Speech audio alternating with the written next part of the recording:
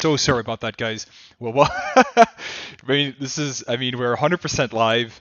I just decided to do this very quickly. Um, as soon as this was announced, welcome. My name is Cédric Marin, and thank you so much for confirming you can hear me. What we know right now is there's going to be an announcement that's going to be coming up by the Minister of Immigration regarding international students. So I think what we're going to talk about is what we know right now, and then we can talk about what we think might happen. And I'm currently waiting in the call, and I'm going to see whether or not we're going to be able to actually stream the call live, the announcement live on this channel in about 10 or so minutes. So let's get right to it. So this was posted last night, quite late. Yesterday morning, so around 11 a.m. was posted, and all we know is that the minister is going to be making an announcement regarding international students. Here's what we don't know. So there's nothing on the newsroom, right? Usually we have newsroom announcements, and right now we actually don't have anything. And if we continue, we can look at the IRCC Twitter account. There's nothing on this announcement. The Sean Fraser, the minister, we also have nothing. And then Sean Fraser is going to be accompanied by Marie-France Lalonde. Again, we have nothing on their Twitter. So again, this could be really big, or it could be absolutely nothing, and we have absolutely no idea. But sorry, I'm just listening to the call here. I'm just waiting to join for the conference to start, and as soon as it starts, I'm gonna be able to throw us in and listen to the conference. Can you still hear me? Yeah, excellent, great. So let's talk about a few things that here that we do know. So in particular, I do want to go over to the strategy to expand. There we go. So this was announced last month, 2 or 3 weeks ago, and this was announced 2 or 3 weeks ago, and there were some mentions here to students in particular. So let's go take a look here. So what we do know is that one of the strategic pillars for IRCC is going to be to explore ways that they can diversify the source of countries for Canada's international student program. So right now we have a lot of individuals from specific countries, a lot from India, China, Pakistan, Bangladesh, let's say, that are coming to Canada. And so Canada is going to diversify ways, but also making sure that individuals don't go straight to Vancouver, Toronto, and Montreal as soon as they land inside Canada as students. So it could be a small announcement to do with how they're going to be recruiting students, or it could be something a little bit bigger. So this was interesting, and I was reviewing this a little bit earlier, and this is the actual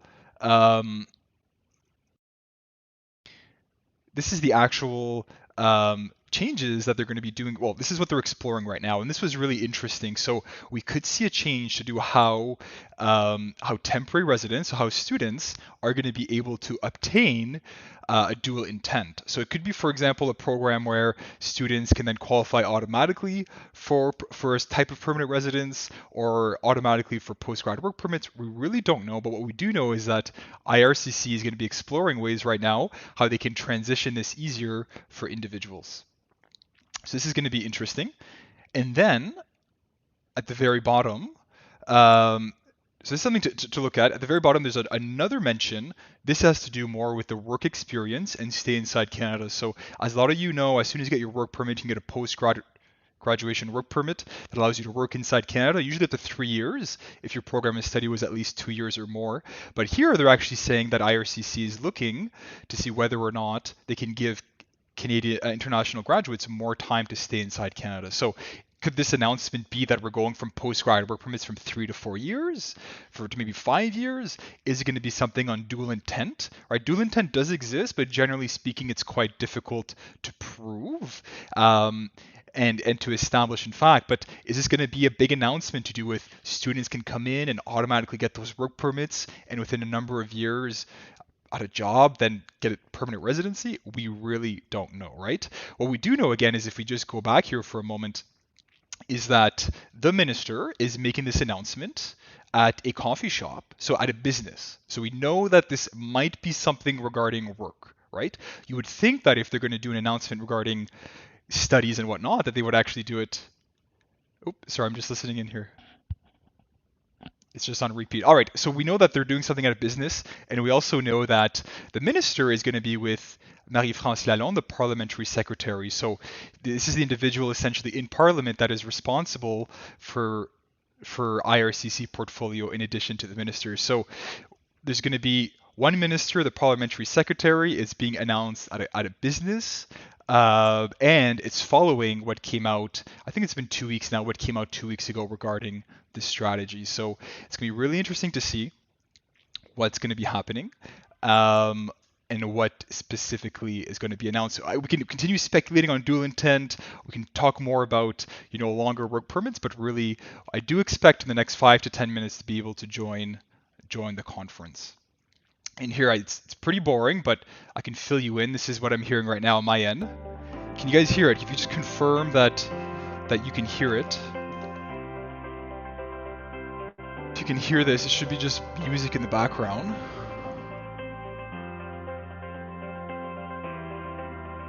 Yeah, you can hear it. Fantastic. Thank you so much. Perfect. So listen, I'm just waiting. So as you know, here we have our law firm, Holt Immigration Law, but we also do Canadian Immigration Institute, which is a news on immigration law where we do live Q&As and questions. So listen, we continue to wait. And again, it might be loud here. I'll just turn it down. We continue to wait for an announcement. We continue to wait to be let in. I don't know if they're going to let us in. I don't know if they're going to let us in. We do a lot of news and informing the public on immigration law, so I really hope that they allow us in. You can post here in the comments what you think is going to be announced today. I'd love to hear your thoughts about what you think is going to be announced.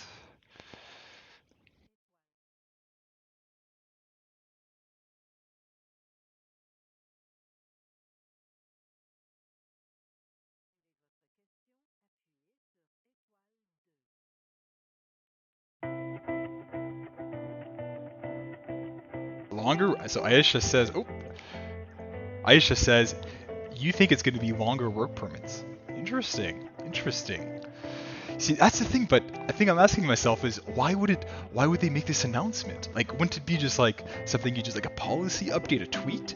But here you have like your minister, your parliamentary secretary, you're going to a business to make this announcement.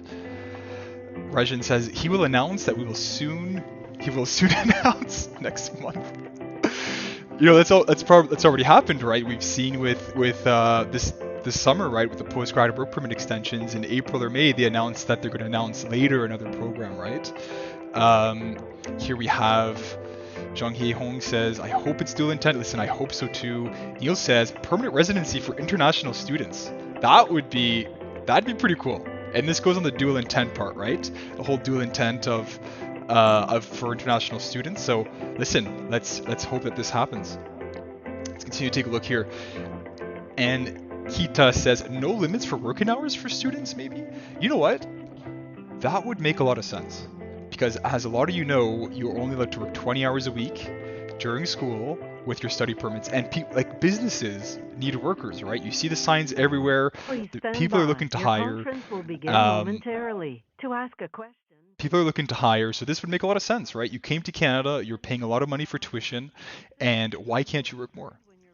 Lisa says, maybe a similar program like TR to PR.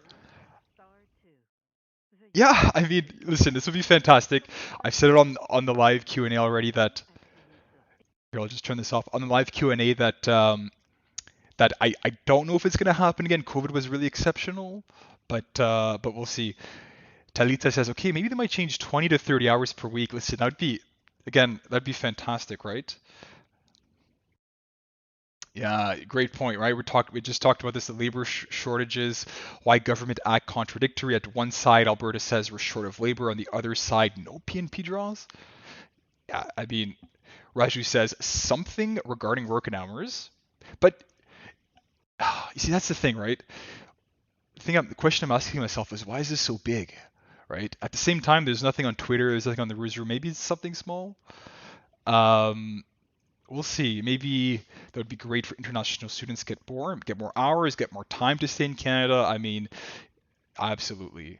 1 year program, I get 2-year postgrad work permit. You know what? That's a really good guess. Automatic PR after graduation. We'll see. We'll see what's going to happen. Yeah, that says work permit duration. I mean, they're already at 3 years, right? So, I mean, would a fourth year or a fifth year really help to get the CEC? Like, they'd have to add like a fourth year of points for CEC, right? I wonder, and again, this is just a guess. We don't know. We're waiting. Would be for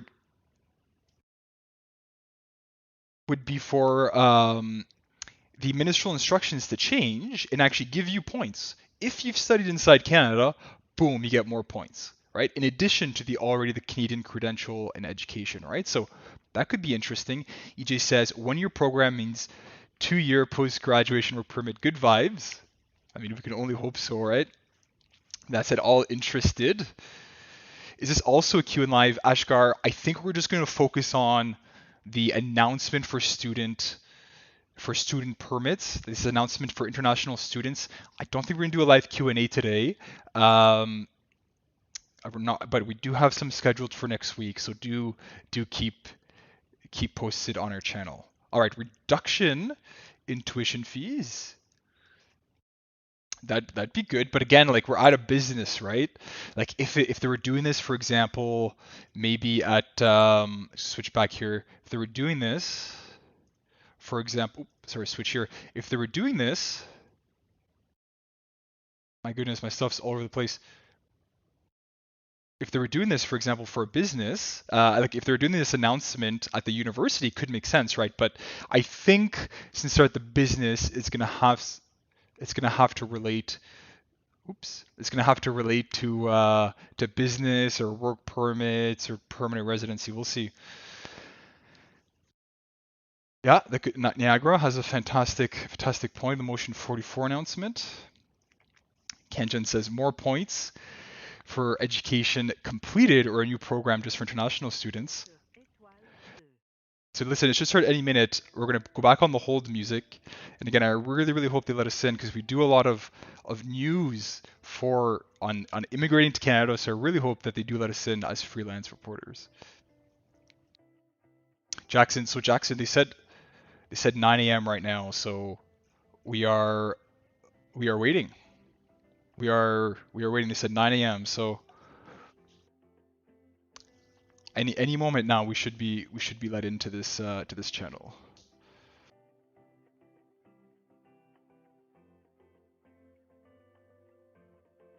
Hospitality and restaurant workers get a new stream in PR. I don't think this announcement. I think this is going to do with international students. Maybe hospitality and restaurant students get a new stream into PR, but the announcement is regarding international students, and so this is what we expect the minister to make a decision on. All right, we have some more predictions. What about federal skilled workers? Rajan, today is just an announcement. I don't know why the screen's not working. Oh, there it is. Today is just an announcement on international students. Oh, here we go.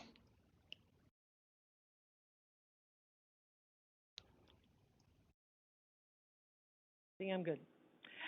Good morning, everyone. Bonjour tout le monde. Je tiens d'abord à souligner que la terre sur laquelle nous sommes réunis aujourd'hui est le territoire traditionnel et non cédé de la nation algonquine Anishinaabe.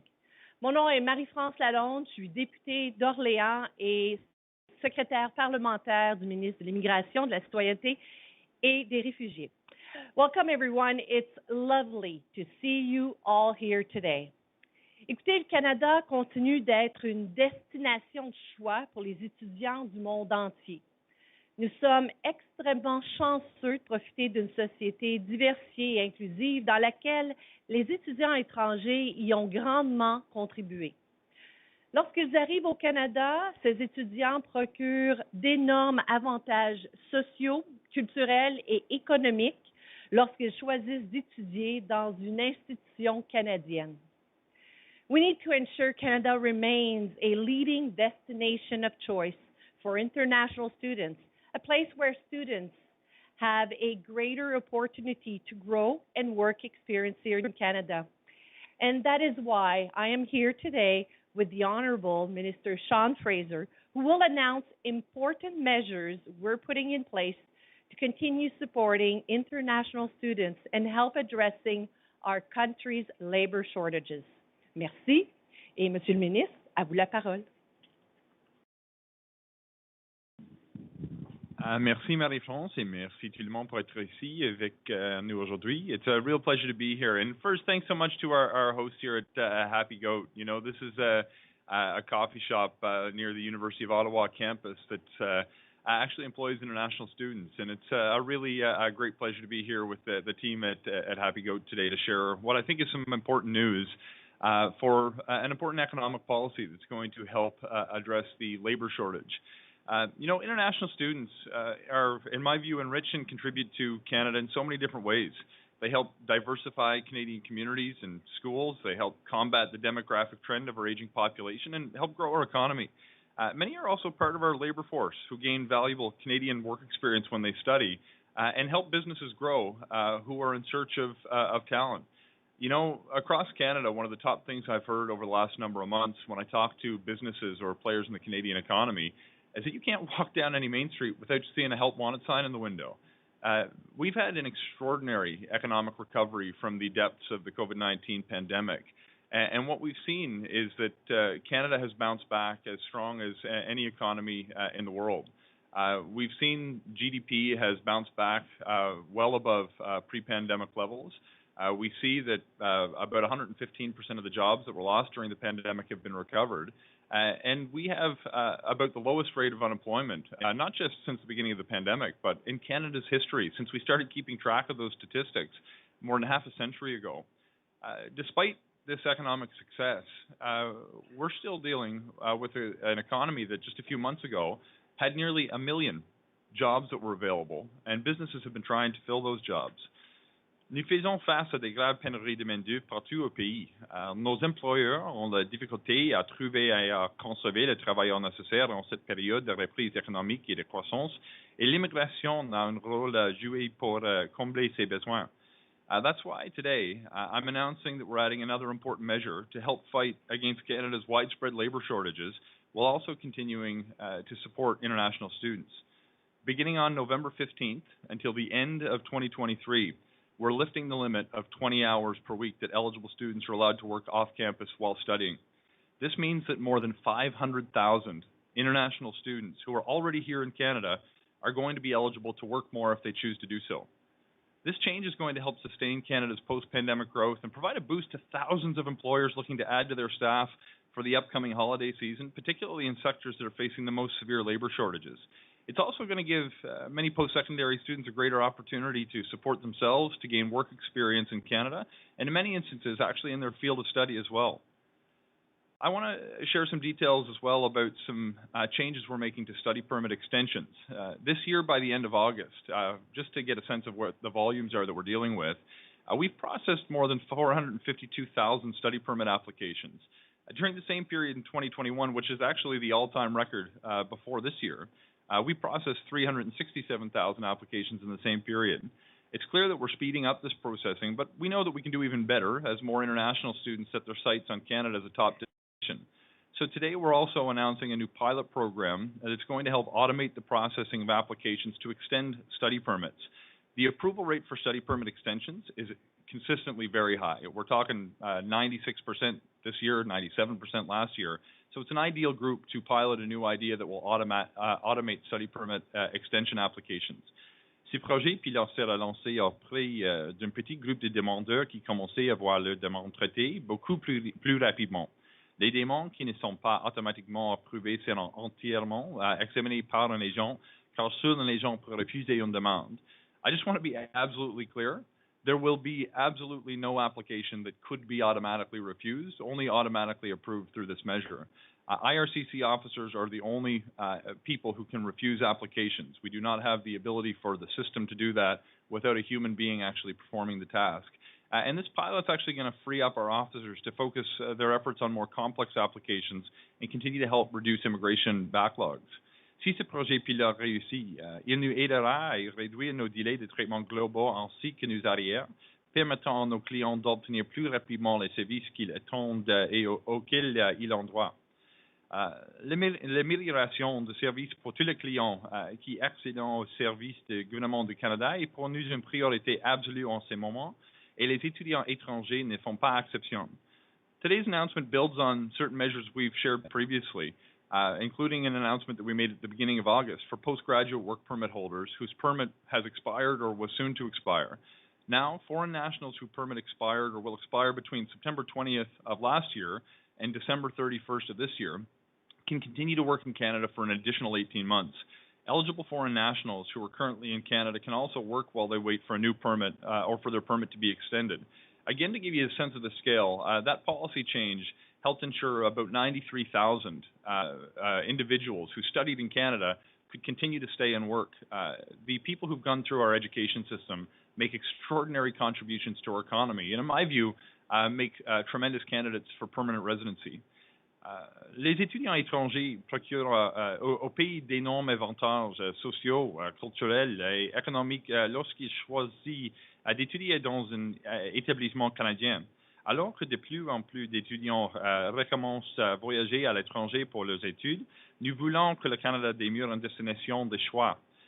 International students make extraordinary social, economic, and cultural contributions to our country. They contribute billions of dollars to the Canadian economy, fill key gaps in the labor shortage. And in my view, we need to continue to do more to promote the international student program. Over the years, there have been many requests to lift the 20-hour limit on off-campus work, and removing this limit temporarily over the next year is going to help us see the effects. Au fil des ans, il y a de nombreuses demandes pour lever la limite de 20 heures imposée pour le travail au campus. La suppression temporaire de cette limite nous permettra d'en voir les effets. Nous ne voulons pas que les étudiants donnent la priorité à leur travail plutôt que leurs études, mais nous souhaitons qu'il soit une mesure de compenser certaines de leurs dépenses. We don't want students to prioritize their jobs over their studies, but we do want them to be able to offset some of the expenses. We also want to give them the opportunity to make connections to employers while they complete their program to potentially give them opportunities to stay after the program of study is complete. The study permit extension pilot is going to help us ensure that officers spend more of their time reviewing complex applications, leaving the straightforward applications to be approved through an automated process. If this pilot is successful, we're going to expand the automation process to include more and more of our clients who are applying for a study permit extension. These measures are going to help us speed up processing and reduce wait times for our clients. They're also going to give students more flexibility while they work hard on their studies and help employers find more staff to fill labor shortage. This is a win-win from my perspective. With unprecedented interest in Canada from applicants all over the world, we need to make sure that our immigration system is ready to deliver for them. We've been taking several measures to improve client service by streamlining and modernizing our process over the past year. And with today's announcement, we're going to make sure that the people who are coming to Canada have an opportunity not just to support themselves, but to help contribute to a growing economy. This is a good news day, not just for international students, but for Canadian businesses and the Canadian economy. Thank you so much. Merci tout le monde. It's a pleasure to be here with you.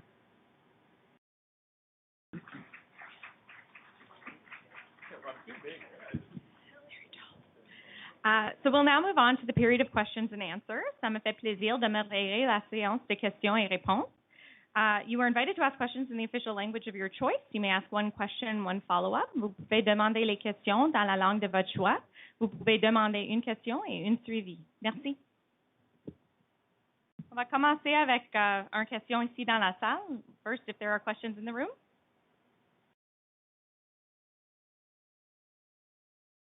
Sure.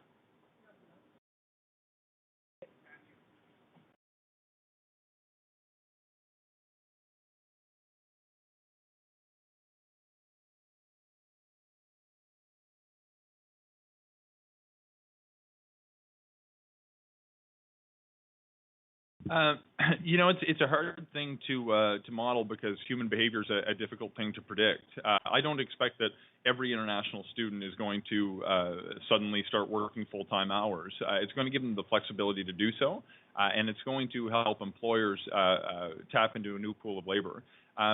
With respect to the framing of your question, I think it's important that we look at all the levers that we have that we can pull to help contribute to addressing Canada's labor shortage. There's no silver bullet. We need to be continuing to work to enhance skill development for people who are already in Canada, continue to speed up our immigration processing to get more people here on work permits to contribute to the Canadian labor force. But this is a meaningful change that's going to allow up to in excess of 500,000 students to work more should they choose. Not every student who's in Canada fully avails themselves of the 20 hours that they can work today, but many do. And we want to make sure that those who want to work more have the ability to help address the labor shortage. What's unique about the strategy that we're employing is we're going to be able to learn some lessons over the course of the next year. And we're going to be able to determine whether this is the kind of thing we can look at doing for the longer period of time. So I'm a big believer in real-world data. And we're going to figure out what that real-world data tells us when we make this change for the initial trial period from November 15th of this year until the end of 2023.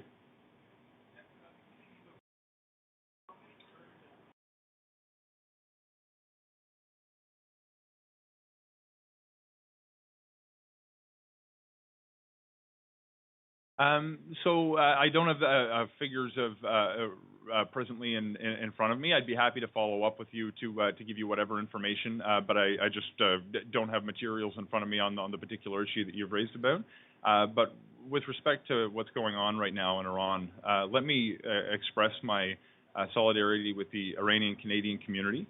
I've had many conversations with my colleagues in the days following the death of Mahsa Amini. It's forget as a minister of the Crown, as a human being, you can't help but be shocked by the disgusting treatment of women by the regime in Iran.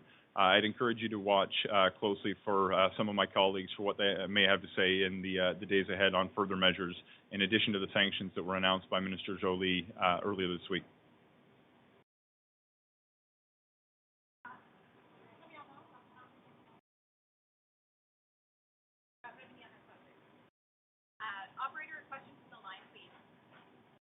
Thank you. Please press star one at this time if you have a question. S'il vous plaît, appuyez sur étoile 1 maintenant pour poser une question.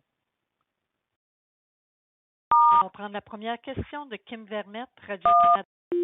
Allez-y, la ligne est ouverte. Hi, sir. I have a question for Minister Fraser. We can read this morning on CBC Radio-Canada that your government is thinking about regularizing 10,000 status for people. So maybe sorry. The audio quality is not very good. I can't understand the question. Would you mind just speaking a little bit more slowly so it's easier to hear in the room? Is it better that way? That's a bit better, but it's still kind of muffled. But let's give it another try. Okay, I'm really sorry about that. So I'll try again. So my question is that we can read this morning on Radio-Canada that your government is thinking about regularizing status for about 500,000 people. I just want to know, what can you tell me about this? So, look, thank you for the question. One of the mandate letter commitments that the Prime Minister has tasked me with is to develop a program to expand on pilots that we established previously that will provide status to undocumented workers who are living in Canada and making a positive contribution to our communities. We've seen some early signs of success with the pilot that we've done in collaboration with the Canadian Labour Congress for out-of-status construction workers in the GTA and Hamilton. And we've also seen a really interesting program through the pandemic called the Guardian Angels program, which helped provide a pathway to permanent residency for some frontline healthcare workers. We know that there are a significant number of people who are living without status in Canada that are making positive contributions to our communities. So I'm looking at different options as to what we may be able to pursue. We don't have a program ready to roll out at today's announcement, of course, other than the announcement that we just shared. But I look forward to making good on that mandate letter commitment, to doing what we can to provide a pathway to permanent residency that builds upon the programs that we've announced previously in accordance with the mandate letter commitment that the Prime Minister's issued to me. Thank you for your answer. I can actually hear very badly your answer. I don't know if you answered that before, but if not, can you just talk to me about the timeline when that could be done? Look, I don't have a key date for you. I think we've got an awful lot of consultation and policy work to do to understand the scope of what it is that we're looking to do. But certainly, when I receive a mandate letter commitment, I expect to make good on it during this present mandate.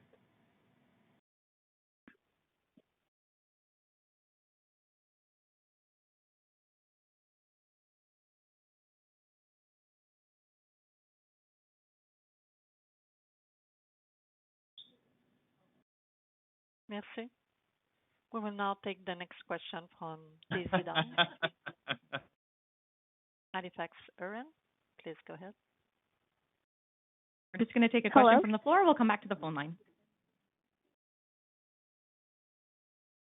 It's okay. We're just going to take the next question from the floor in the room here, and then we'll come back to the phone line. Thank you. Can we take this one? We might as well. Sure. Désolé, juste un moment. Juste pour mieux vous entendre. OK. Bonjour. Waouh, on m'entend bien.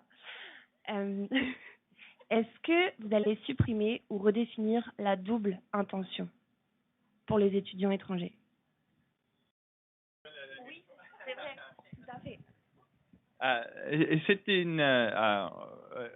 C'est un problème difficile maintenant parce qu'il y a beaucoup d'étudiants internationaux qui font une contribution immense à notre communauté et il y a des personnes qui veulent d'étudier au Canada qui n'a pas l'habilité pour participer dans le programme parce que les règles pour je ne sais pas, je cherche le bon mot, le dual intent en anglais, et j'ai travaillé plus fort sur mon français. Mais maintenant, j'ai besoin de construire des options pour améliorer la provision. La solution, pour moi, n'est pas simple, parce que les règles maintenant demandent. C'est OK, it's a difficult subject for me. I'm working hard to improve my French, but one of the challenges that we have is for many, many years, the way that temporary residency has worked in Canada, whether it's study permits or work permits or tourist visas, is that we're dealing with people who've intended to come temporarily. What we've seen happen over the years is the international student program has actually become an extraordinary pipeline for permanent residency. One of the mandate letter commitments that I actually have is to establish a pathway to permanent residency for temporary foreign workers and specifically for international students. One of the challenges that I see is there are incredibly talented students, some of whom begin their studies online and are winning awards at Canadian universities, who can't get to Canada because of the rule that you've mentioned, Section 179 sub B of the regulations to IRPA. This is a real challenge that I think we need to find a way to overcome. It's a little bit challenging because we don't necessarily want to create an expectation that every single international student will be eligible for permanent residency right away. I mentioned during my remarks that there are more than 500,000 international students. We've made extraordinary increases to our level of ambition for immigration, but this year we expect to set an all-time record of 431,000 new permanent residents. If we were to create a pathway for every single international student, we would have to displace the ability for family reunification programs, for ordinary economic immigration programs. So trying to figure out a way to create a pathway for those students who we think are going to make great permanent residents when they make their application is the kind of thing we're thinking on now. But we have a lot of work to do before we seek to make changes to the dual intent provision. So we're doing some early thinking on this right now, but to flip the switch and get rid of the provision, for example, would create a whole host of unintended consequences that I think are very important to avoid. So we need to make sure we take the time to get the policy right, because once we make any kind of a change that will allow people to come here with the intent to stay and become a permanent resident through the international student program, it's the kind of change that I would hope would last for a generation. Okay, merci, c'est OK? Yep. Sorry, this live. Operator, can you hear me? Next question. Il y a une autre question poursuivie? Oui, ça va. Oui, absolutely. I'm fine with it. Thank you. Il y a aussi un autre obstacle à leur venue aussi aux étudiants étrangers. C'est le fait que les agents d'IRCC ne sont pas forcément formés en français ou qu'ils ne connaissent mal certaines règles de processus d'approbation, notamment pour les étudiants étrangers francophones. Alors, vous avez engagé plus d'agents, ça vous l'avez fait, mais est-ce qu'ils sont qualifiés pour comprendre à qui ils ont affaire quand ils approuvent des demandes de visa?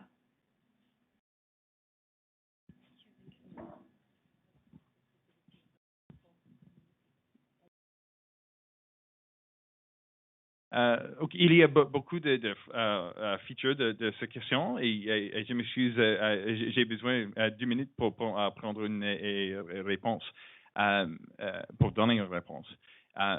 Mais maintenant, je veux améliorer le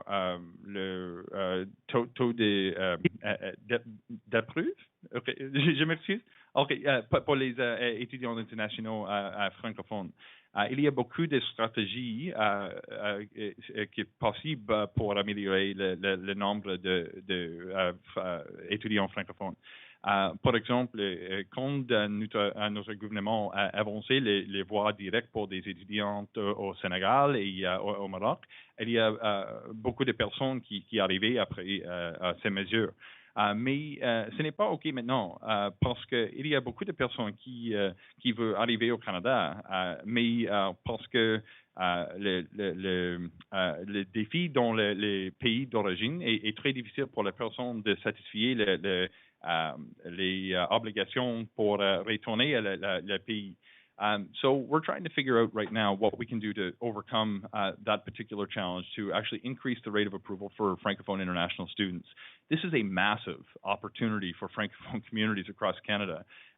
When we can bring in international students who become trained in Canadian institutions and want to live in Francophone communities inside Quebec and outside of Quebec, we have the opportunity to make sure for a generation to come that people who want to live in Francophone communities and raise their children in French schools and French daycares receive health and education services and their language of choice. One of the ways that we can do that is continue to bring international students who are Francophone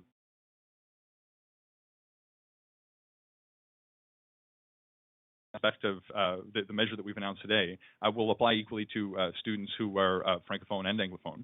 I don't have a crystal ball, but my expectation is that Francophone international students who are already here are going to be able to work for businesses that are serving Francophone communities, are going to be able to get a foothold that will help them develop work experience.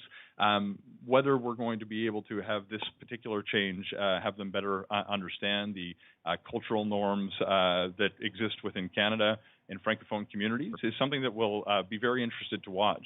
One of the things that I'm really excited about, and I mentioned this in response to Rafi's question, we're going to get to see what happens. We're going to try something new. Between November this year and the end of next year, we're going to be able to talk to thousands of students who have taken part in this change program, who will be able to tell us, is this working? What could we do to improve it? I'm very excited about what we're going to learn over the course of the next year and a bit, because I think if we learn lessons that will allow us to better support international students who come here and could become permanent residents in the long term, I think we would do very well to look very closely at the data and try to learn lessons from it. Minister, you can keep that microphone now. Okay, thank you. I appreciate it. Operator, we can take the next question from the line, please. Thank you. The next question is from Daisy Dong from Halifax, New Haven. Please go ahead. Hello. Good morning, Minister. Can you hear me? I can hear you very well. Thank you. Oh, thank you. I have a question on behalf of international students regarding lifting the 20-hour working hours during full-time study. We know that work experience collected during full-time study can be counted for Federal Skilled Worker Program under the Express Entry platform. Will this new policy have any impact on their eligibility to apply for Express Entry or any other programs? Will this be revealed at the same time with the release of the new policy? Thank you. So the hours that international students work now are going to be able to increase. So to the extent that somebody works more and demonstrates that they can have greater number of hours in Canadian work experience, that's potentially going to help them qualify under express entry streams. One of the things that I'm really looking forward to, in addition to the actual rules and how this will impact their CRS score, for example, one of the things that I'm looking forward to even more is having people build relationships with employers that are potentially going to want to either give them a foot in the door into their field of study so they can actually get their careers off on the right foot. They might actually be able to land full-time jobs after their study because they've been working potentially more hours with an employer who comes to trust them and rely on them as an indispensable part of their operation. There's no question that there's going to be a number of students who fill jobs in the service economy at coffee shops, at hotels or restaurants, but let's not pretend that's the only kind of job that international students are going to be able to do. We're also going to see an opportunity for students who are studying business to work in accounting firms. We're going to be able to see an opportunity for international students who are working in the health sciences to get a job practicing occupational therapy or physiotherapy or whatever their field of study may be. So in addition to getting more Canadian work experience, we're going to see that students are going to develop relationships which are going to potentially set them up for success in the long term. And I'm very excited to see what kind of a trend we'll observe once we see students working more with businesses, not just in key sectors that experience a labor shortage, but also in their field of study. Thank you. Do you have a follow-up question? No, thanks. Thank you. We'll take a question from the floor. Hi, Iram Koja from Toronto Star. I don't want to stray the conversation, but I do have a quick question. Foreign trained doctors voice their struggles with the long and difficult licensure process as well. I was wondering if there are any efforts to ease this process that you're aware of and working on. If yes, would you say this is a priority as well? So the answer, yes, we're working on it. Yes, it's a priority, and it's a top priority. There are certain challenges because it's not just a matter for the federal government. In fact, the regulation of health professions obviously is a matter of provincial jurisdiction. That said, there are tools that we have. I announced actually Friday of last week a new measure that's actually going to exempt physicians from the requirement that self-employed individuals are ineligible through the express entry system. In provinces like mine in Nova Scotia, most physicians actually have a fee-for-service arrangement and are technically self-employed, even though to the general public they may believe that a lot of doctors are employees of a provincial government. We've waived the requirement that someone not be self-employed for express entry for physicians last week to help those who can overcome the regulatory barriers that you've mentioned actually start to practice and gain status as a permanent resident. In addition, one of the things that we're working on right now, pursuant to Bill C-19, the Budget Implementation Act that was adopted by the House of Commons in June, are new flexibilities in the express entry system that allow us to do targeted draws that focus on sectors where there are key needs and in certain regions of the country. Today, through express entry, as you may know, we have a system that will do a drawdown on the highest scoring applicants across the entire system. What we're going to be able to do is better tailor some of our draws to focus sectors that have the greatest need, including healthcare. What I'm seeing right now from these conversations is a lot of provincial governments are looking at the possibility to use the federal and, frankly, the provincial nominee program as well to bring more healthcare workers into the country. And because they see the potential to increase the number of healthcare workers that are coming into Canada, they're getting to work very quickly to actually improve their foreign credential recognition legislation and regulations. I look at the province of Ontario, where we are now, who's been working on this and has got a very ambitious plan to try to have a 2-week waiting period for people to get through foreign credential recognition barriers. If provinces can do some of the work to clean up areas within their responsibility, we've already made some pretty big advances for both physicians and now with this ability to do targeted draws. We have these conversations frequently with our provincial counterparts. It was a theme of our conversation at the Forum for Ministers Responsible for Immigration this summer, and I'm looking forward to seeing what the next year may bring. I feel like we're on the precipice of a really important moment where we're going to see more foreign trained professionals be able to not just become qualified, but gain access to permanent residency as well more swiftly. So we'll know they'll be able to make a contribution in their field for the long term. So we'll take the very last question from the telephone line. Thank you, operator. Thank you. The next question is Pramnoor Kaur from Parvasi Media Group. Please go ahead. Hi, Sean. This is Prabnoor from Parvasi Media Group. So while you did mention the international students can work more than 20 hours, but is there an upper limit that is set to the number of hours the international students can work? Through this change, the cap has been lifted. There's not an upper limit. That said, the students who are going to take part in this program are students who are currently enrolled in full-time studies. If students choose to stop studying or convert from full-time to part-time, they'll actually lose the ability to benefit from this lifted cap. Having been a student for many years before I got into to politics, it's not an easy thing to work more than full-time hours when you're also pursuing full-time studies. So we expect that students are going to be able to work a number of hours that their schedule will allow them to accommodate, but we haven't formally set a new limit. We've just lifted the 20-hour cap. Right.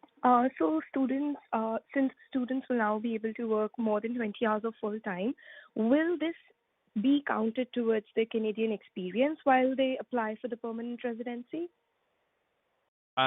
Yes, so this came up in a previous question.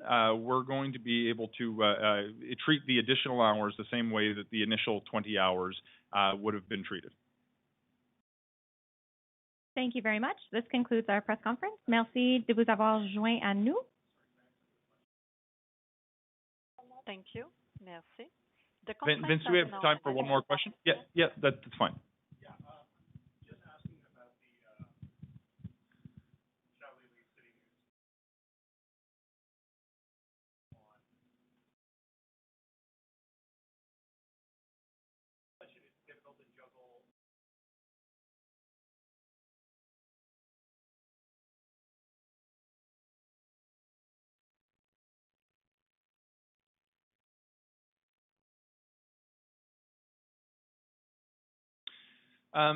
So there's a couple different angles to this answer, and I'll just point out that it's not just an issue for the federal government when you're dealing with the international student program. There's mixed areas of jurisdiction here. So one of the things that's really important is that we're not dealing with a situation where the students are only allowed to work for a single employer. This is actually going to free students up to become more flexible in who they might be looking for work with. Right now, because of the labor shortage context that we're living through, there's more job opportunities than there are workers in almost every community in Canada. To the extent that a student is working with an unscrupulous employer who's trying to demand they work more hours than they can handle, this policy change is actually going to broaden the pool of employers that could be potentially willing to hire the international student. So when there's more choice in the market for students, the likelihood that they're going to fall victim to that unscrupulous employer, which is a very real thing we need to focus on, is somewhat lessened. One of the things that I have real concerns about, though, is the well-being of students who are sold a false bill of goods when they come to Canada by unscrupulous, not employers, but promoters in third countries. We've taken care of a lot of the work that we were able to with the establishment of the Canadian College for Immigration Consultants by making sure that we have a regulated profession in Canada. But there are still some really frightening stories that I learn about with bad actors in third countries. What we need to do more of is to work with provincial governments to make sure that they're auditing the designated learning institutions to make sure that those institutions are able to give protections to the students that do come to Canada. We need to make sure that we work with institutions to ensure that they're supporting international students by having resources available on campus for them. I'm noticing huge concerns around the mental health and well-being of international students who do come to Canada. It's a little bit challenging, though, because we're not in the business of service delivery when it comes to mental health, and we're not in charge of selecting which institutions benefit from the program. That said, I think we need to continue to have conversations with both institutions and provincial governments. But in terms of the lifting of the cap, which is a purely federal matter today, I actually think that we're going to give students more choice for the different employers they could work with, because employers will be more interested in a student who could work more hours for them, and that will actually create a better opportunity for students to not fall victim to an individual employer they may be beholden to. Yeah, just the mechanism of the automated extension. This is a pilot, so is this a subunit within the group that normal application that's rolling that out on a limited number? How is this working exactly? So we're going to start, that's precisely right. We're going to start with a smaller subset within the application. So the approval rate for study permit extensions, this is not new applications, study permit extensions. The approval rate is extremely high. We're going to start with a batch of the applications that we expect will be the most likely to be approved and automate their approval. It will be done in a matter of minutes and take that burden off the system. If it works the way I think and hope it will work, we'll be able to expand it to a much broader subset of applications. Essentially, every application eventually, the idea is that every application eventually that doesn't have some sort of a flag that makes it unlikely for approval would actually benefit from an automated approval. I want to make sure that we establish a system that works before we roll it out for everyone in the system, but the risk is actually quite low, given that the approval rate today is 96 to 97%. So I think it makes it a particularly good candidate to try a pilot, and hopefully we'll be able to learn lessons very quickly and expand it to save processing resources that could be dedicated to those more complex cases or be dedicated to processing more applications as interest in the international student program grows globally. Excellent. Look, thanks so much, everyone. And now I do want to make sure I have time to chat with folks here at the our host, who's been so gracious to have us today. Very kind of you to come, and I'm really looking forward to seeing the impact these measures are going to have. Thank you so much. Thank you, operator. This concludes the press conference. Merci de vous avoir rejoint à nous. Thank you. Merci. Well, there we have it, guys. What we know and what has also just been confirmed, we can head over here to the link. I just posted it in the comments here, and we can discuss about what was just announced. For those of you who are just joining us, welcome. For those of you who have been here since the beginning, it's fantastic. Let's get right to it. The biggest announcement is this right here. So from November 15th, so in about 4 or 5 weeks, international students who are in Canada and who have off-campus work authorization on their study permits will not be restricted by the 20-hour per week rule. This is fantastic, and the minister just confirmed in the questions that this can be with any employer and that it can be for how many hours as possible, right? It's up to the students to manage their own time, but what I would do is actually wait for the program instructions to kick in on before November 15th to have the nitty-gritty details in the operational instructions and delivery instructions before you make any commitments. But generally speaking, this is going to be fantastic. It's going to allow you for a little bit over 1 year to work full time. So take a look at this link. I'll repost it right now so you can go ahead and take a look at it. The second thing that was announced, which was quite interesting, and IRCC has been doing more and more of this, but right now they're going to be launching a pilot project to automate the processing of study permit extensions. So this means that, and as the minister confirmed, that it's going to be in a matter of minutes going to be able to make a decision on the study permit extensions. So we're talking about study permits that are most likely going to be made inside Canada, can be made and approved in a matter of minutes, which is going to be fantastic. There's one thing with the backlogs and the waiting times, but for students to know that you can continue your program study, to have that reassurance in the summer that yes, you can continue to another year, you can do a master's, is going to be fantastic. Again, we're going to be waiting for the nitty-gritties to be announced to see how this is going to work, but if it can reduce fees for individuals, lead to quicker decisions, it's going to be fantastic. All right, let's see what else we have. So we talked about the very beginning on this live Q&A, we talked about the strategy to expand transition to permanent residency. So the minister, one of the strategic pillars was to diversify the source of countries. This announcement was not that. Dual intent, there was some questions on dual intent, which was really interesting, right? So dual intent, you come to Canada as a temporary worker, temporary student, and you have to show at the end of your stay you're going to return to your country. And that's a barrier for a lot of individuals. So we're still waiting for some details on dual intent, but what we could expect is the government to actually make it easier for individuals to come study in Canada with the intent to establish their permanent residency. The third thing we talked about at the beginning was how IRCC is going to allow individuals to test approach to give certain international students more time to stay in Canada and continue getting work experience. That wasn't necessarily it, but listen, it's a fantastic news that's out for students, and it's a friendly reminder that if you're looking to apply for a study permit, keep in mind that right now is kind of the time, we're getting to the limit. It's kind of the final call right now to be applying for a study permit for the next intake, right? If we take a look here, if we take a look here at the current processing times for study permits, from outside Canada, I think right now it's about 13 weeks, right? So if you're looking to join, join a Canadian university, get a study permit, we're getting a little bit short on time. Alicia has sent me a fantastic little tidbit here. She says, make sure people are careful because all of the other rules still apply. Thanks, Alicia, for chipping in.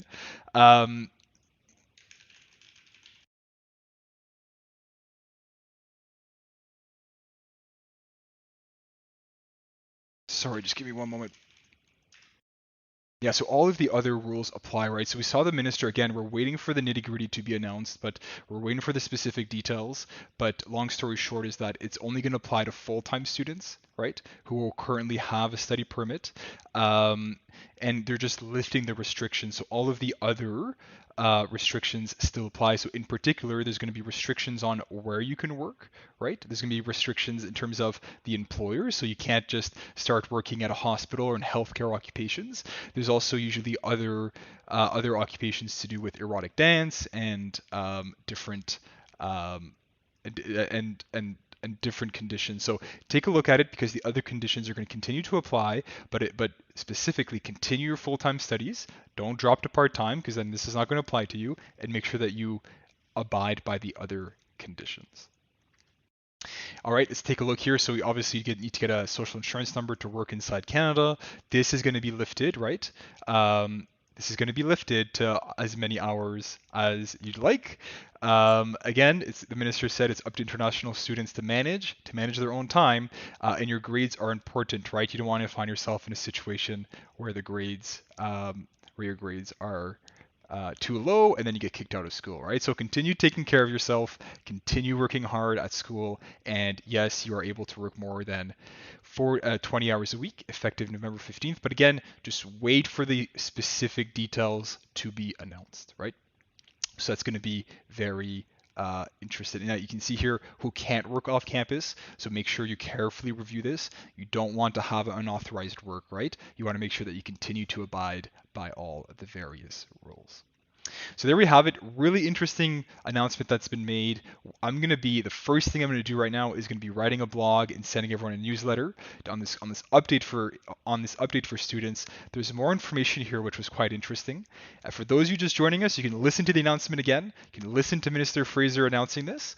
Once again, my name is Cédric Marin from the Whole Earth Immigration Law, and you can go ahead onto our website, Whole Earth Immigration, the very top, speak with a lawyer, and we have Alicia, Chanel, myself, and Mark to book a consult to see how we can help you. So for those of you who joined us just for the breaking news, please make sure to subscribe. We have live Q&As about 3 or 4 a week where we take your questions live on express entry, study permits, on our resources and our blogs. We have all these blogs here about how you can immigrate to Canada, and those are very detailed, right? We have Mark here providing his thoughts on the top 6 key takeaways. We have here Chanel making blogs on study permits, right? When is it time to apply for your study permit, right? So very last chance right now, guys, for January 2023 to apply. So take a look at what we're expecting. Lastly, we also have our courses. So on the Canadian Immigration Institute, we do have courses on express entry, and you're able to subscribe to our newsletter. Our most recent newsletter, we asked our lawyers, what is the most common mistake for express entry applications? So we try to ask our lawyer interesting questions and get them involved in this. But listen, take a look at our website, take a look at our courses, our newsletter. We'd love to speak with you more. All right. let's get to the questions. We'll take a few questions. Again, this is just hot off the press, but let's see if there's any interesting questions. So here we have, what is your feedback, guys? Tell me, what is your feedback about what was just announced? What do you think? Is this good? Is this bad? Are you disappointed? Is this really going to impact you? Let's go take a look. So Talita says, I'm sad they won't do anything to help students who've already graduated. Well, Talita, they did do the post-graduation extension. They've done it, most recently this summer. We also saw the TR to PR that everyone keeps talking about that also took place, right? And that applied to students as well. So they did some stuff in the past, but yeah, today's announcement was just for current existing students. Jake says, wasn't the 18-month extension though? I mean, they've done that twice. Well, there we go, Jake. Jake was 2 steps ahead of me. Accounts Willie says, don't come to Canada. All right. I mean, I think Canada is a wonderful place to live and work, and I obviously disagree with that. But in any event, Laurie says, question, to seek help with PR applications, the process is more than 28 months. There's no response from IRCC. Only wait. How can backlog of people who applied in 2019 and 2020 but not 2021? Interesting question. They changed the processing at one point to do with applications before COVID and after COVID. But in short, what the minister has said is by the end of the year, they want to go back to 6-month processing. But currently right now for federal skilled workers, express entry applications, it is taking more than 26, 27, 28 months for this applications to go through. Kima says nothing for post-graduation work permit, expiring work permit in 2023, and no new TR to PR. Crying face. Listen, yeah, today's announcement was just for existing students. It's still great news, right? For businesses, for employers, for companies. You can now, well, not now, so on November 15th, if you respect the other conditions on your study permit that we talked about, you are able to work not part-time hours, right? Shana says, crying face. Sorry, the emojis are not working for some reason, but there we go. Hama said, I have been waiting for my study permit extension for the last 128 days. Yeah, I think right now the processing times for extensions is quite long, and it's really a long time. But new study permits, right? So if you've already had a study permit and you're restoring, is a little bit shorter. But in any event, yeah, it is taking a long time. So hopefully we can get those lowered. All right, Jordan says, how long does it take to get a passport request Outland for spousal sponsorship after medicals? Jordan, it's usually about 30 to 60 days, depending on the visa office, but it really depends on the visa office. Continue checking your account, and hopefully you're going to get that soon. Kanel says, so no announcement for PR program for international students yet? Kaniel, unfortunately not. We are continuing to waiting, as we saw in the strategy to expand temporary residence strategy to expand permanent residence. We're still waiting, but listen, I'll be sure to be one of the first people to try to get you live on the stream and share information with you. Ali says, as a last term student international, 1 class away, can I work full time? Listen, Ellie, we're still waiting for the details, right? I said the nitty gritty. We're still waiting for the details, but right now, with 1 class away, you're going to be in that part-time status. So listen, I don't know the answer to a question. I hope that because it's your last semester, they're going to allow you to work full-time. But again, we don't have the specifics. What we do have right now is this announcement by the minister. If I still have it open, we do have the announcement by the minister on that, and we're waiting for the details, but it should be very soon. All right, let's take a look here. We have a few more questions, and then we're going to wrap it up. Marina says, processing times are going up by a year for almost everything from CEC to federal skilled workers. What do you think IRCC will do to improve this? Well, Mariana, I know that IRCC is going to be hiring a lot of immigration officers, both in Canada and abroad, to render more decisions, right? There's a very big demand. As the minister said, they have record number of study permits, record number of applications. So listen, the world is opening up after COVID, and I think IRCC should be hiring a lot more. And we're going to see how that automated approval works, right? If it works well for study permits extensions, well, they might extend it to postgraduate work permits, right? They might extend it to other criteria where they're going to be doing where they're going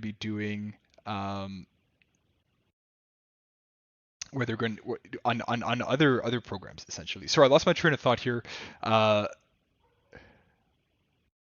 Right. And listen, I think there's so many more questions. Think anything positive for fresh graduates? Nothing right now, but let's look what's going to happen.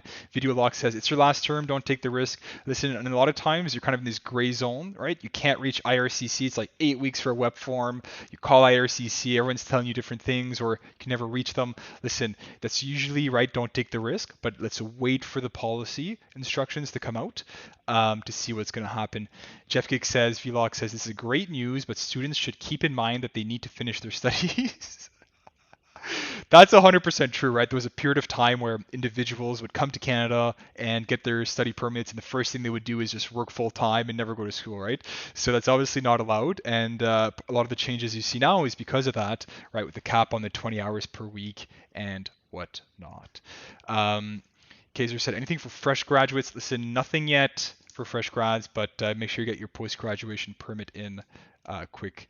Alicia, who I think is watching us, says, you know what? She says, Cédric, I think this is a really good opportunity to talk about my blog. And you know what? On can students be working after the end of studies, right? So for those of you who are going to be graduating this term or next term or even after that, it's important to understand when you're allowed to start working, right? When can you submit your post-graduation work permit, and when are you allowed to continue working, right? So believe it or not, there's actually a short period of time between when you finish your program of studies and from when you submit your post-graduate work permit where you're not allowed to work.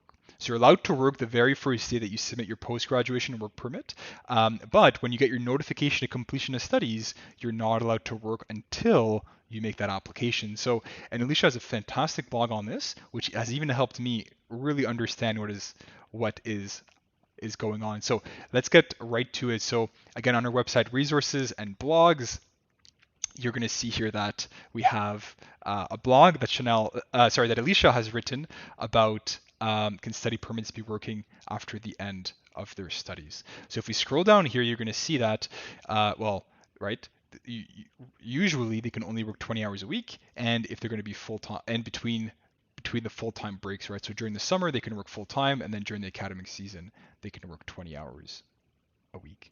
So take a look at this for more information on the consequences of work and legal work. And as I mentioned, work must cease once transcripts arrive or school sends the official letter or email of your studies being completed. And if we continue scrolling down, you can see that full-time work is possible if a student applied for a postgraduate work permit before the study permit expired, right? So very important. You're gonna finish your school, sometime in April or May, you get a notification saying your program is completed. On that very same day, you must cease working.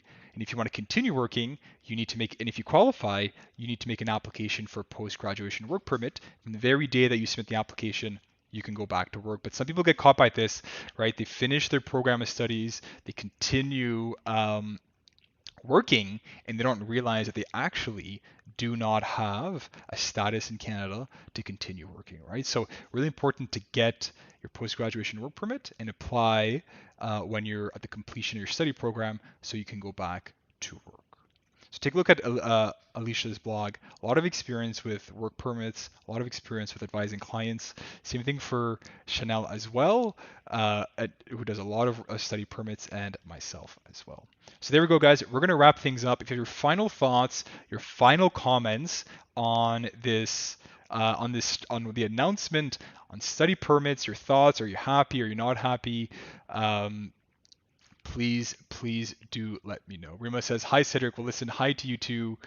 Sofina says, this is mental and physical torture as students, not a good news. It promotes stress for international students on how they can finish schooling while working in an abusive employer. So, Sophia, this is something the minister mentioned, who spoke about, his preoccupation with this exact thing happening, right? That being aware that some international students are working for abusive employers, right? And there are ways that you're able to report employers who don't respect terms, your work permit terms, make false promises. In fact, there's new regulations that came out recently regarding employers and temporary foreign workers, right? So it's definitely something that if you're an abusive workplace, to definitely try to find another workplace and definitely let IRCC know about what is happening in regards to these practices, right? So you definitely don't want that. But listen, it's going to be up to you to be able to manage the different hours, and there's a lot of demand for employees, right? So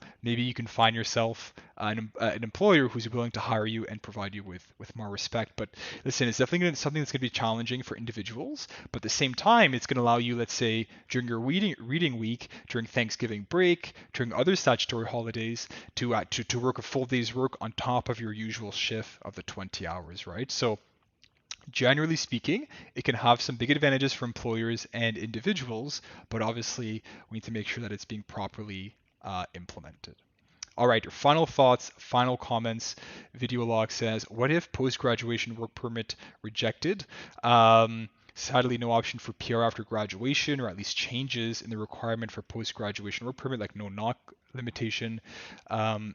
Interesting questions. Again, we're going to see more announcements. I think October is going to be a really busy month. I think November, December, we're going to see a lot of changes to Express Entry, and it's going to be very fun to be part of it and being able to help clients. All right. Video logger says, do I stop working immediately? So we're going to go back here to the blog here. Sorry, vlog. What if postgraduate work permit rejected? Do I stop working immediately? I mean, you need to have a status to work inside Canada, right? If your post-graduation work permit is rejected, your authority to work in Canada under paragraph 186W of the Immigration and Refugee Protection Regulation has come to an end, right? And you don't have a work permit, right? So you don't have a status in Canada to work. So can you get yourself another status to work, an LMIA, right? Labor Market Impact Assessment. Can you take advantage of another program to get a work permit, right? If your post-graduation work permit does get rejected and you do not have a work permit or any other authorization to work inside Canada, yes, you must stop working immediately. And as I talked about, you must also stop working between the completion of your study and when you apply for the postgrad work permit. And again, Alicia has written a helpful blog for this. So listen, guys, thank you so much for joining me. If you have final thoughts, I think this is going to conclude our live Q&A. Is it counted for Canadian experience? Listen, we're still trying to wait. We're still trying to wait to see what's going to be the case. The minister said that they're going to be counting it like any other work experience, but it was a little bit vague. Listen, we're going to wait to see, but there's no confirmed changes right now about this. So let's wait for the nitty-gritty to come out. And video log for Earther says, okay, thanks. Listen, guys, my pleasure. This is going to conclude today's live Q&A. Thanks so much for joining me again. I'm an immigration lawyer at Holt Immigration Law. I'd love to speak to you about your study permit, your work permit, your permanent residency. I'd love to review a profile, talk about how we can increase your CRS score, how you can make sure that you're lining yourself up with the proper knock codes to get that 1-year Canadian experience, right? Head on over to our website, go speak with a lawyer, and you can scroll down for Cédric. And I do telework, so I'm actually available for mornings for clients inside Canada. If you're outside Canada and interested in a study permit as well, you can go ahead and book a consult with me. I'd love to know more about your work history, your employment history, and we can talk about the universities, your chances of successes, and whatnot. So take a look at our website. And again, we have lots of resources for individuals. Head over to resources and we go underneath blog. We have tons of blogs and new content. So the minister spoke about permanent residence for doctors, physicians, right? I have a blog here that talks about that. We have new requirements for Canadian employers, online mandatory. So you can see we're pushing out content. And again, we want to work with people who want to do their own immigration applications. I think that is very key because a lot of our content is really long. It's very detailed. But again, we're not just pushing little updates and copy pasting. We're taking the time to provide analysis on your application and whatnot. So take a look at our website, tons of resources. There's also going to be a link in the descriptions. Also, the Canadian immigration courses, Canadian Immigration Institute. Again, there's going to be a link in the description, so please have a look. Where you can subscribe to our newsletter to learn more about how you can immigrate to Canada. We also have our next courses coming up, the Express Entry course. We're still on our law firm page. The Express Entry course about how you can prepare your own express entry application. We have the post-graduation extension course coming up. We have the spousal sponsorship as well. So lots of content, lots of courses, lots of great stuff happening, guys. And listen, thank you so much for joining me. Have yourself a wonderful, wonderful Friday and weekend. Thanks, guys. See you next time. See you Tuesday, 6:30 a.m. live Q&A, how to immigrate to Canada. Thursdays, 6:30 a.m. Toronto time as well. French and English. Focus on French immigrants who want to come to Canada. Listen, guys, have a wonderful weekend. Bye now.